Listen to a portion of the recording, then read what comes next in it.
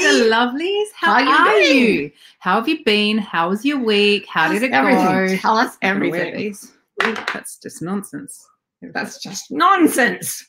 What have you been doing, Muddy, this week? I've been writing. That's Martha Beck. This I've is the been gathering writing. room. We're very professional. I wrote it. What did you write? I quoted you. It's fabulous. Rachel Matthews is first up Rachel, again. You're like the new Wendy from Guelph. You are like the UK ninja getting in from hot and humid England. Hello, Sandy. England, famously storied by Shakespeare. The Emerald Isle. We've hot and humid, set in a silver sea, I believe the line is. Just been talking over each other non-stop. I know. Okay, so look, there's another Martha. Hello from Jacksonville. Hello to Martha in Jacksonville. Hi, Stephen.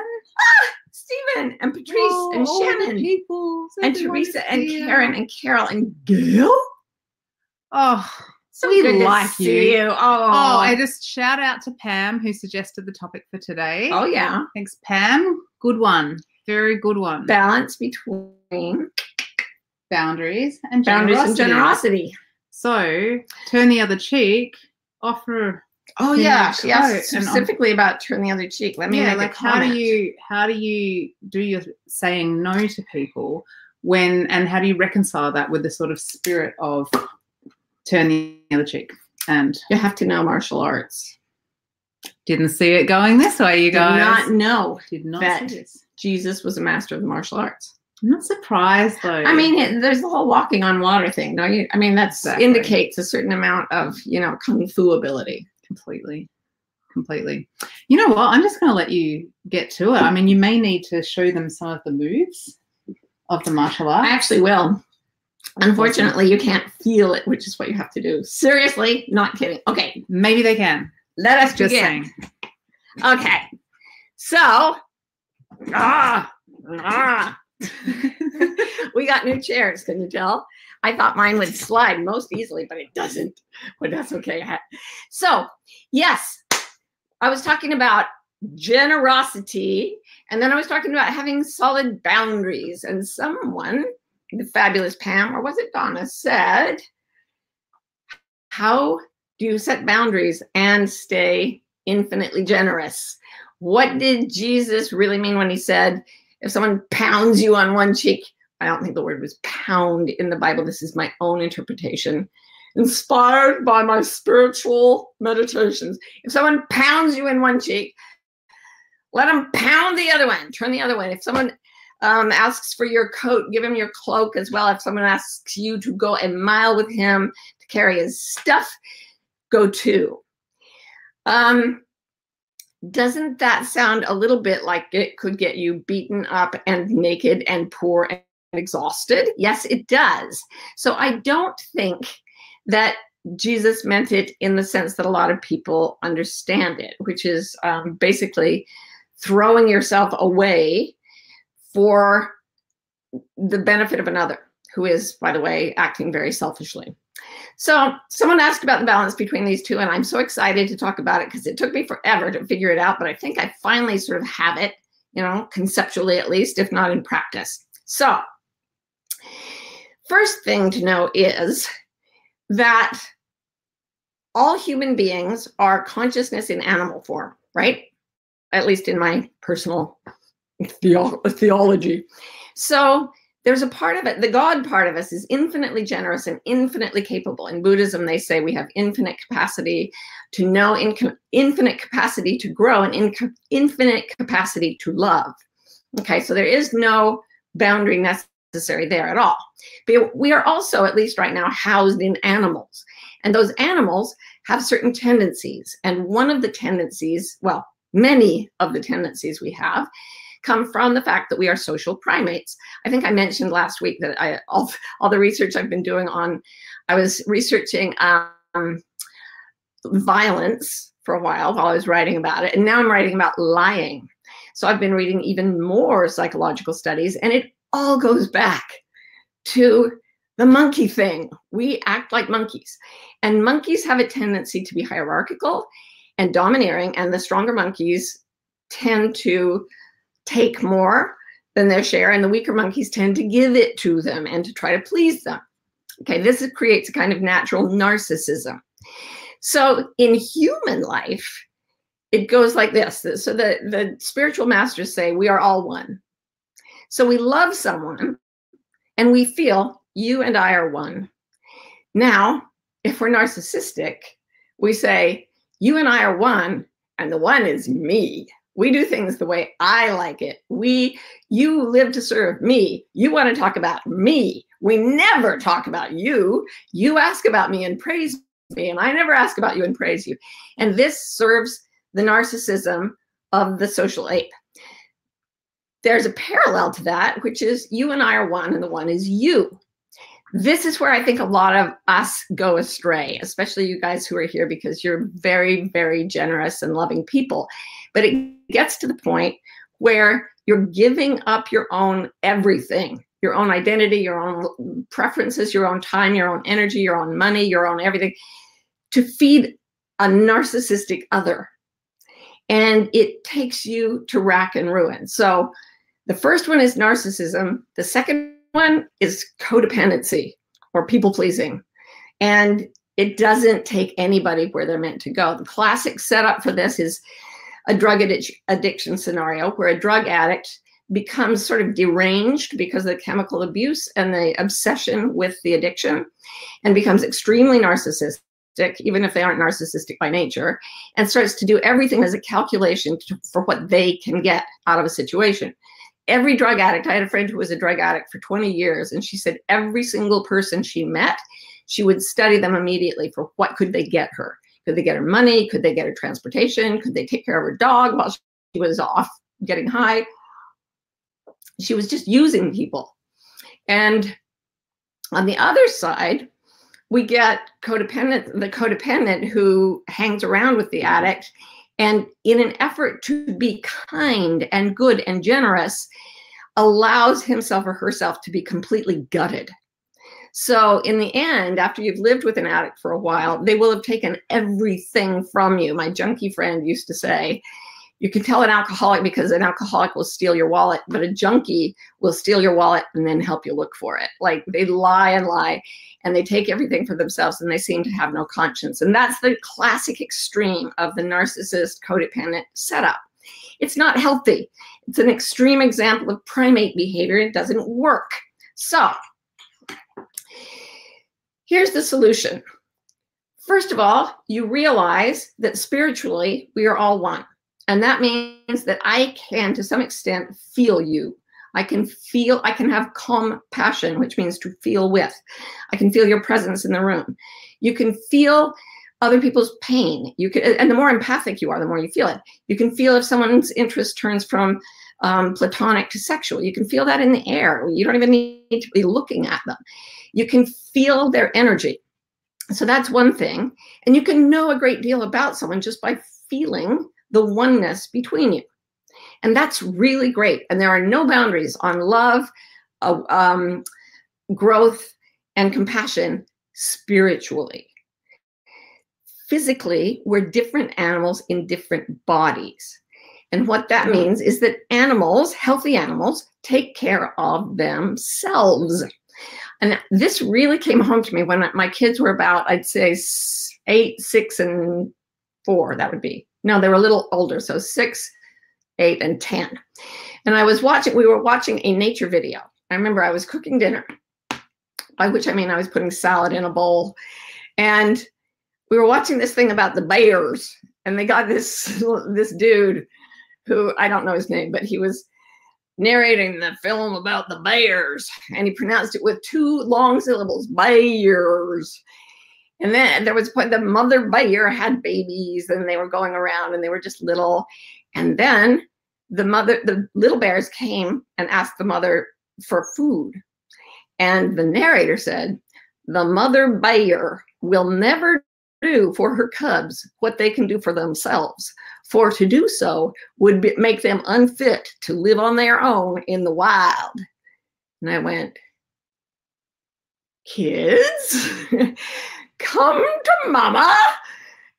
And they came, and I said, we're all cooking dinner, yo. Actually, I had a head start on it because my middle child has Down syndrome, and I used to go to, seminars and conferences and stuff on how to raise a child with Down syndrome. And one of the things people would ask me is he making his own meals yet?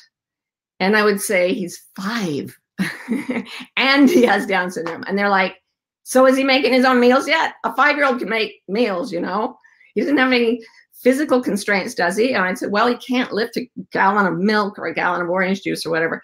And they would say, well, duh, put the milk or the orange juice in smaller containers that he can pour. He needs to look out for himself. You're not going to be here forever. I was like, well, that's a different perspective. And because he was more dependent on me, it was more beholden on me to make him independent. So I started to pay attention to the instinct, the animal instinct that said, this person has gone far enough. And if I let them go further, I'm going to feel a drain on my own energy as a beast. There's the being that can love eternally, but the beast has its limits. And not only does the animal kick in when we're exhausted and we've given everything and we're broke. No. Its instincts will tell us way ahead of time, when to say no. And here's how you can tell. When someone comes to you and real generosity is at play, you will want to give them things, okay? It will feel really good. Body, heart, mind, spirit, all will say give. Then that very same person can come back to you with a different request, and your mind says yes, and maybe your emotions say yes because of social pressure, but you'll feel this, you'll feel like you've hit a kind of boundary with your heart and body. The body especially will tense up. It doesn't want that. It's not just telling you this has gone far enough for my health. It's telling you this has gone far enough for the other person's health. Say no now.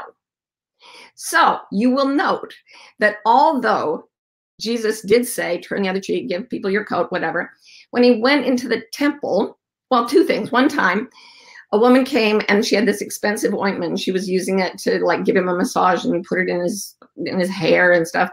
And Judas said, we can't use that money that way. We could take it and give it to the poor.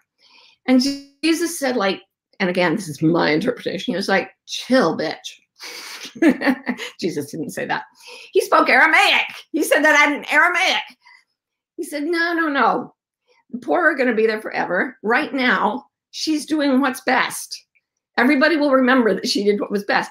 The best thing he could do right then was receive, since he was the provider of wisdom and love for the whole community. And if the fire that feeds every fire in the community goes cold, the community dies, right? So he said, no, let her give to me. And then in another instance, he went into the temple and there were people using it as basically a place to do banking. And he was like, one of these things is not like the other. And he went around turning over the tables and saying, get out. This is not the place to do your banking. So clearly he wasn't like, oh, can I get you another table? Oh, could I like tot up the books for you? No. He was listening to these instincts. Final point. I was serious about the martial arts. I studied martial arts for quite a few years. And one of the things I learned was from Aikido, which is Japanese for the way of the harmonious spirit. And a lot of you, if you go through like the Wayfinder life coach training, you'll get this experience in the flesh. It's impossible to convey what it feels like through a computer. But all my coaches know how to do it. So find a coach or become a coach and you will learn it. There is a way to put yourself into a state of such complete peace that your whole body, mind, spirit align the animal with the infinite. And it is not a state of codependency. It is not you and I are one and you're the only one. It is there is only one. You and I are both part of it, but I'm completely aware of the one. And you're stuck in the animal. If you can do that, and all you have to do is get into a deeply peaceful memory of a time when you were absolutely in harmonious love with another being, at that point, you can do things that you should not be able to do. You can win an arm wrestle with someone much, much stronger than you. You can lift someone off the ground when they are way heavier than you should be able to lift. And the weird thing is, when the other person tries to fight you, say in the arm wrestle thing, if you test strength to strength, they're much stronger, right? When you go into this harmonious spirit, it's not just that you become able to overpower them. That's not what happens. Their body agrees with your body, and it does what you are doing because you are in peace and united with the one great love, and everything wants to go there. I think that's what Jesus was doing.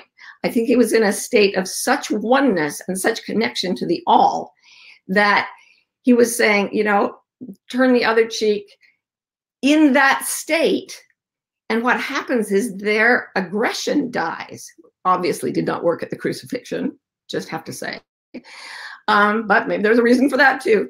But there are living examples of this. Aung San Suu Kyi, the great leader of Myanmar, who won the Nobel Prize after her father was assassinated, there was a battalion of soldiers was ordered to fire on her, this little slender woman. And there are differing accounts. Some say that the order was given to fire. Some say that they just stood there with their guns pointed. One thing that they all agree on, and there were many witnesses, is that she was with some friends, and she said, you guys go over to the side or this would be too complicated. And I think she knew that they couldn't get out of their fear. But she was in this space of being at one. And she walked straight up to the guns that were pointed at her. If you've ever had a gun pointed at you, it's freaking terrifying.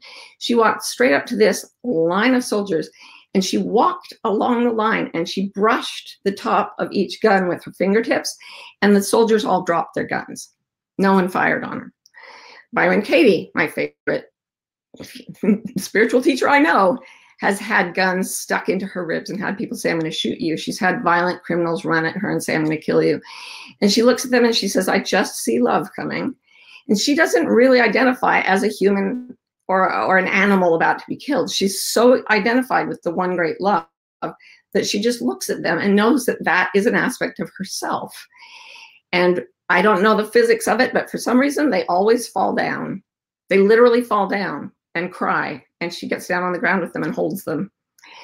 And that is where the masters live. That is where we can go if we stay united with the one great love. But the one great love never lies. And is a lie to say yes to narcissism when you feel like, no, I'm being drained, this is wrong. It is a lie to give in to codependency when someone's saying, please, please, please, I just need a little drug money. And I want you to love me. Here's my last dime. Can't stay connected with harmony, can't stay connected with the all when we're in a state of lying to ourselves or to another person. And the feeling in the body will let us know where the boundary is. And honoring that boundary like a mother bear is the best way to balance between the generosity and the boundary setting. There's also this fabulous video that I just posted for my coaches in training where a mother golden retriever comes in. She's like had 3 litters already, and there's like 15 puppies, and they all like pounce on her at once. And she does the most beautiful job of calming them all down, but she's quite stern about it. Like they try to actually slurp up from her body some milk that she doesn't want to give right then. And by God, she puts them right very gently, very firmly. It's a good example of boundary setting. I'm going to see if I can get Ro to post the link in the comments after this. So speaking of Ro, do we have some questions I could answer? We do. Come on back. Come on back. Just spreading debris and chaos. That's great. We got new chairs. Everything's new. We're so excited. We're doing our best. We're doing our best. All right, I have questions here. You know what I'm going to do is I'm going to start you off on one and then find it and put it up because I've got it here. So Nick asked, for those of us who are healers, helpers, counselors, how do we maintain the boundary with clients, etc., so other people's stuff remains theirs and we can leave it at the office when we go home so we have necessary life balance? I'm going to tell you a secret that I've used for years this way. And it came out of having Adam, because when he was born, he couldn't breathe through his nose because the nasal passages were really tiny, so they'd get clogged with mucus. So the doctors told me I had to suction out his nose every 15 minutes, round the clock. So for 2 weeks, I never slept more than 10 minutes at a time because I was afraid my baby would die if I fell asleep. After 2 weeks without sleep, and I had another child, I was going to die myself, really for sure. I mean, people do die of lack of sleep, and I was that close. So I took Adam in his little bassinet. He was tiny. And I put him in the hall next to my bedroom. And I said to him, either you learn to breathe through your mouth or you die. But it's not about me because I've got another child. I hadn't at that point gotten to the point where I thought I mattered too, but I thought I've got another child. So I left him in the hall, slept for 2 hours, saved my own life, and he learned to breathe through his mouth. Still knows how. He's a genius. Better than ever. But there's something I say, I've never admitted this, when I have a client who's really in a rough time, or when I'm in Africa and people are going through stuff that you just can't imagine. And I literally have to say, first I shake it off physically, the way I was taught to by many shamans and medicine men. They have to shake off the energy. Sometimes they throw up because they take it on. And then I say in the coldest way, not my problem. Not my problem. It is not my problem. And it helps to remember Byron Katie's statement. The thing I love about separate bodies is that when you suffer, I don't. It's not my turn. I have suffered. I will suffer again. It will be my turn. And I sure as hell hope there are people who say, it's not my turn and it's not my problem, so I'm fine. Troubled, then stay with me, for I am not troubled. I'm cool with this, and I'm here to take care of you. That's how we caregivers can keep giving care. It's not our problem. It's our opportunity to love, and that's all. Oh, that's wonderful. Donna asks, what if giving to another is to avoid their anger? That's codependency, my honey. Unless, like, they're psychopathic and they have, like, a knife, and that's just smart. So, gauge your own level of safety, but your body will tell you what's true for you. I've been studying lying, and there really is a difference between giving somebody something because you are trying to please them and get them to love you, and giving something to them because they're holding you prisoner and you know that maybe you can get away. I mean, like, there really are these negotiations to be made in different situations. But if it's just because you don't want somebody to be mad at you, that's codependency. People are going to get mad at you anyway. That's the thing. If you give people enough, hand to God, I've done this so many times. If you give them all that you can give them, and then you give them more, and you give them more, and you give them more, you will eventually get to the point where you can't give them more, and they will turn on you like a pack of, no, not a pack of wolves. Wolves are lovely. Like a pack of rabid chimpanzees. No, chimpanzees are better than that too. Like a pack of rabid humans, and tell you you're the worst person that ever lived, and that all of their problems are your fault. That's what happens when you just keep giving and giving and giving. Sorry. There it is. They're going to be mad. Might as well be mad when your boundary feels safe. That's really well put. Alexa asks, how can you be independent but also maintain the spiritual connection with someone? Well, if you are spiritually connected, you're not actually paying attention to all the social games of the animals. That means, and for that means all the social posturing we do as primates. So if you're spiritually connected, if you're always in love, and somebody comes to you going, I want this, I want that, you can actually feel at a spiritual level that they're not in a good place and that their behavior isn't good for them, and that condoning it or cooperating with it wouldn't be good for them. So you know how to say, yeah, what your body is asking me for is not good for you. Your spirit knows it's not good for you. And if you're always tuned in spiritually, if you're always in genuine love, capital L, it's really clear. Like I said, you can tell when someone's lying, you can tell when someone's happy, sad, sexual, tired, and you will respond appropriately if you stay in love spiritually and take care of the animal. Let your spirit take care of your animal, and let your animal tell your spirit when it's had enough and when it needs more. Nice. I think that might even be an answer to this one. Amy says, how to quiet the leftover codependent guilt when laying down a new rule. Perhaps it just goes away the more you practice. It helps a lot to talk to other people. Oh my God, if I hadn't had group therapy when I was in my late 20s, I don't know where I'd be now, because I would do something that seemed completely logical to me. And then another woman in my group therapy would do something almost exactly identical. And all the rest of us would go, what is wrong with you, girl? Why are you letting yourself be used this way? And then I'd be like, oh, I do the same thing.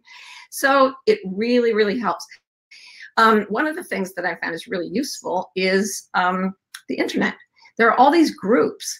I was looking the other day, I deal with a certain number of people who write to me because they're leaving Mormonism. It's something I did.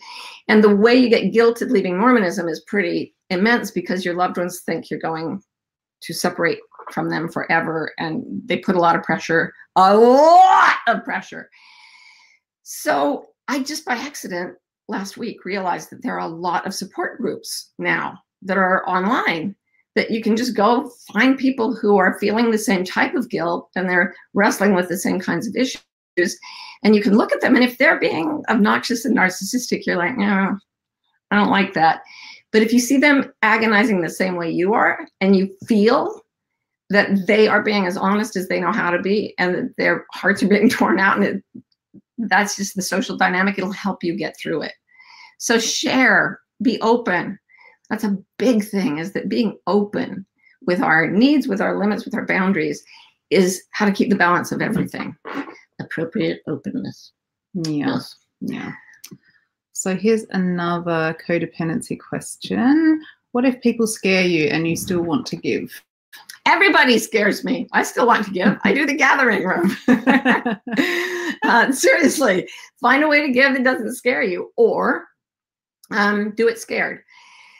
I love that quote from Audre Lorde. I'm thinking I'm going to get it wrong. She's a brilliant feminist who said, when I dare to be powerful, to use my strength in the service of my vision, it becomes less and less important whether I'm afraid. We're all afraid. People who do good are afraid. People who do bad things are afraid. The greats are afraid. Jesus was afraid. You do it anyway. Feel the fear, do it anyway. I love it, that. That's so good. Gosh, there's a lot of interest in this golden retriever video. Oh, I can't wait. I'll put it up right after I have it very close at hand. Yeah. All right. So we don't have a huge number of... Pam is wanting to expand on the Jesus part of it. She says, do you think he might have... I love this. Do you think he might have been saying just not to be so attached to your cloak? I like that. Your time, etc. Maybe the context of the discussion was different than it seems. It could be that it was just when you realize that that's an aspect of generosity I haven't even talked about. There comes a time when you get parked in the one love. Here's what Jesus said, speaking of leaving your family, for example.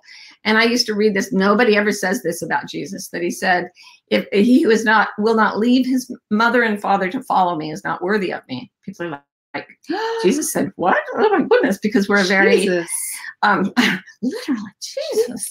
Sorry, I keep knocking that. But he said, it's basically, if you're not willing to follow the way of truth and love, even if your family doesn't go that way, you're not going to be able to access truth and love, because if you stick to the family pattern, you know, the mob family or whatever it is. So he said, if you do have to leave your father and mother, don't worry. If you do follow truth and love, you will be given fathers and mothers, brothers and sisters, lands and houses 100 times more than you'd ever had before. So what happens if you do stay true to yourself and you don't get narcissistic or dependent, and you let the God self take care of the animal, and you let the animal talk to the God self, goodness pours into your life. All goodness. Love, relationships, energy, health, money, experiences, adventures, and pretty so much, here's another quote from the Bible, that it's goodness, full measure, shaken together, pressed down, and running over. And at that point, you cannot help but share. You can't help but give. So people like Eckhart Tolle and Byron Katie are just constantly in that state. They cannot help but give to people. And Byron Katie will not give something that she doesn't think is supposed to be given, but she gives her time, her energy, her love endlessly. And she has given away 4 houses just because she was in a house. Someone came to visit and they said, man, I love your house. And I love what you've done to the place. I think you should have it. 4 times she's done that. So, yes, when you are in tune and you do know the balance, then the abundance that flows into your life is infinite, and generosity becomes not just easy, but impossible to resist. It's a joy and one of the great benefits of living life in balance. Cute. That's how it goes. So thanks everybody for coming in. It's so good to see you guys. I'm gonna go post that golden retriever link. Yes, we'll do that right now. See that for sure. Yes. Yeah. So have a great week. We'll see you again on the gathering room. See you next right week, here. everybody. Bye. Bye.